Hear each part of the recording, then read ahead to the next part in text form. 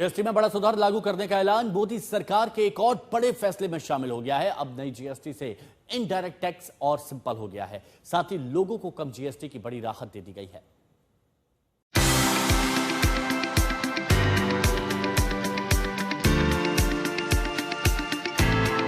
अर्थव्यवस्था के मोर्चे पर यह भारत को गिफ्ट दिलाने वाला हफ्ता है। पहले 2025-26 की पहली तिमाही की विकास दर अनुमानों से आगे 7.8% आई और अब जीएसटी 2.0 का ऐलान आत्मनिर्भर भारत के विश्वास पर मुहर लगा गया। दिवाली के अंदर आपके लिए तोहफा बन जाएंगे। सामान्य मानवीय की जरूरतों के टैक्स भारी मात्रा में कम कर दिए जाएंगे। 15 अगस्त पर जीएसटी रिफॉर्म की प्रधानमंत्री की घोषणा के 19वें दिन 56वीं जीएसटी काउंसिल की बैठक में सिर्फ 2 जीएसटी स्लैब 5% और 18% रखने का ऐलान हुआ। इसके अलावा कुछ लग्जरी और सिम प्रोडक्ट्स पर 40% का स्पेशल रेट लगने की घोषणा हुई। नवरात्रि के पहले दिन यानी 22 सितंबर से नई जीएसटी दरें लागू होंगी। आभार पहले व्यक्त करना चाह रही हूँ माननीय प्रधानमंत्री जी को, क्योंकि पहले से almost for 8-9 months he's been after me saying आप कुछ जीएसटी में राहत दिलाओ जनता के लिए। वित्त मंत्री निर्मला सीतारमण के मुताबिक 8-9 महीनों से प्रधानमंत्री नरेंद्र मोदी जीएसटी रिफॉर्म की बात कर रहे थे, लेकिन जीएसटी में सुधार की घोषणा के साथ ही कांग्रेस इसे राहुल गांधी की 8 साल की मेहनत बताने से नहीं चूक रही। कांग्रेस ने 2017 के राहुल गांधी के उस पोस्ट को रिपोस्ट किया जिसमें राहुल ने कहा था कि भारत को गब्बर सिंह टैक्स नहीं सरल जीएसटी चाहिए। उस पोस्ट में राहुल 18% सीमा के साथ एक जीएसटी रेट की वकालत भी कर रहे थे। कांग्रेस की सुप्रिया श्रीनेत राहुल के ऐसे ही पुराने पोस्ट पर लिख रही हैं कि सरकार तुम्हारी सिस्टम हमारा। अब कांग्रेस समेत विपक्ष के नेता इस बात पर हल्ला बोल रहे कि 2017 में आधी अधूरी जीएसटी क्यों लगाई थी। हालांकि सरकार का कैंप इसे सही समय पर सही फैसला बता रहा है।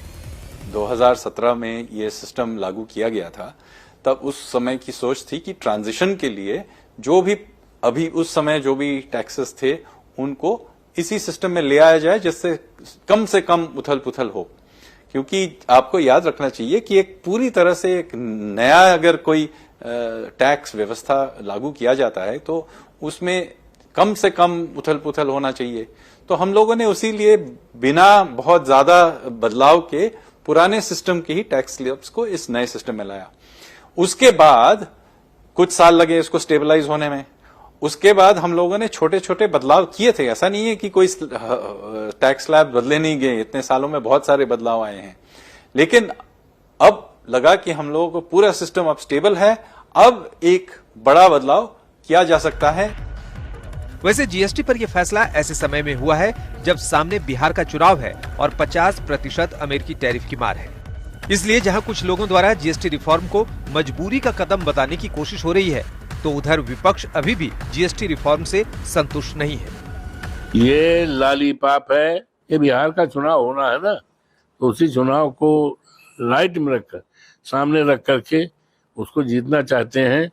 अगर स्टेट्स पिट रहे हैं तो फिर कैसे होगा बताइए। उनको कंपनसेशन दीजिए ना फिर आप स्टेट्स को, या फिर स्टेट्स को आप सेस में लाइए, सेस दीजिए स्टेट्स को। आप सेस नहीं देते आप, नहीं हम वेलकम नहीं कर सकते क्योंकि स्टेट्स की हालत बड़ी खस्ता हो जाएगी। स्टेट्स के फाइनेंसेस पे, रेवेन्यूज पे बहुत बड़ा असर पड़ेगा और सरकार उनको कंपनसेशन क्यों नहीं देती। फिर जीएसटी कम होने को लेकर क्रेडिट लेने, साथ ही टैरिफ जैसे मसलों पर सरकार को घेरने की विपक्ष की कोशिशों के बीच एनडीए इसे मोदी सरकार के कामकाज की कामयाबी बता रहा है। ट्रम्प टैरिफ तो अभी आया है, बाकी इस पे काम तो सालों से चल रहा था, जाकर वो पूर्ण हुआ है। लॉन्च रीलॉन्च चंद्रयान लॉन्चिंग भी ठीक हो गया एक बार फेल होके, but Rahul Gandhi continuously fail हो रहे हैं। ऐसे राहुल गांधी को कॉपी कौन करते हैं? This is number 1। नंबर 2, इनका सलाह देने का इतना उनको शौक है तो अपोजिशन बैठ के हमेशा हमको अपोजिशन में हमेशा वो बैठने दो और हमको सलाह देते रहने दो। हम लोग लंबे समय से राहत की हम लोग मांग कर रहे थे। आज मुझे खुशी है कि एक बड़ी आबादी को राहत देने का कार्य किया गया। जीएसटी पर सियासत के बीच इस सच्चाई से कोई इनकार नहीं कर सकता कि नई जीएसटी दरें हर आम खास की जिंदगी के टैक्स बोझ को घटाएंगी। आज तक ब्यूरो।